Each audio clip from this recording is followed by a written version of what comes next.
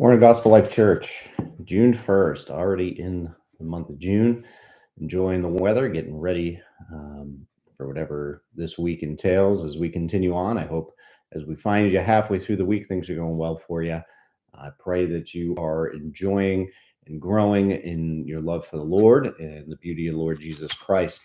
Today's devotional is simple. It's something that I read this morning. I'm going through a book with a couple other guys and focused on a couple of things. I just wanted to share some verses with you that it forced me to read. Hebrews chapter 12, 1 through 4. Therefore, since we're surrounded by a great cloud of witnesses, let us throw off everything that hinders and the sin that so easily entangles, and let us run with perseverance in the race marked out for us. Let us fix our eyes on Jesus, the author and perfecter of our faith, who for the joy that was set before him endured the cross, scorning its shame, and sat down at the right hand of the throne of God. Consider him who endured such opposition from sinful men, so that you will not grow weary and lose heart. In your struggle against sin, you have not yet resisted to the point of shedding your blood. Matthew 16, verse 6. Be careful, Jesus said to them, be on your guard against the yeast of the Pharisees and Sadducees. Matthew 26, 41. Watch and pray so you do not fall into temptation. Spirit is willing, but the body is weak. Luke 12, 15. Then Jesus said to them, watch out. Be on your guard against all kinds of greed. A man's life does not consist in the abundance of his possessions. 1 Corinthians 16, verse 13. Be on your guard. Stand firm in the faith. Be men of courage. Be strong.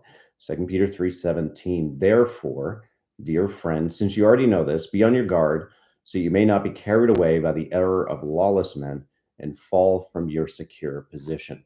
All those verses emphasize the beware, be on guard, and in particularly be on guard against temptation, be on guard against false teaching, be on guard against the leaven or the yeast of the Pharisees and Sadducees. All of those verses saying, be alert, be watchful. And in the book, it was just talking about how our sin, our indwelling sin, is always there, always there. And so the question that the book poses is, what are you doing to watch out? What are you doing to guard? How are you taking full advantage of the day in front of you and saying, okay, here's the strategy for today to obey the Lord Jesus Christ, to watch out for this or for that, to guard my heart. If I'm watching YouTube videos, to realize that the scriptures are at the end of the day are what should determine what I believe. If I am out there and watching the news, the scriptures tell me how to interpret what I'm watching and the way I ought to think about these things. If I'm anticipating a difficult day at work, to be on guard and to realize, okay, Lord, I need you. I need to be proactive. A meeting that you might have, or whatever situation it is. These verses remind us the importance of watchfulness as we fight against our indwelling sin. So I know in the middle of the week, Wednesday, the hump day, can be a day that, many of us just kind of sludge through and get through. But remember, whatever God brings you for today, to be on guard, be ready, to be watchful, and to fight the good fight, finish your course, as Paul says, and don't even think of that as a lifelong thing, although that's definitely the case. But how about a day by day thing?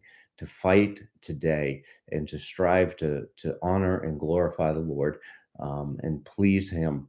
And as I always say, right feelings follow right choices. So let's make it a day, a week, a year, a month of right choices. Pray you have a wonderful day in the Lord. Thanks.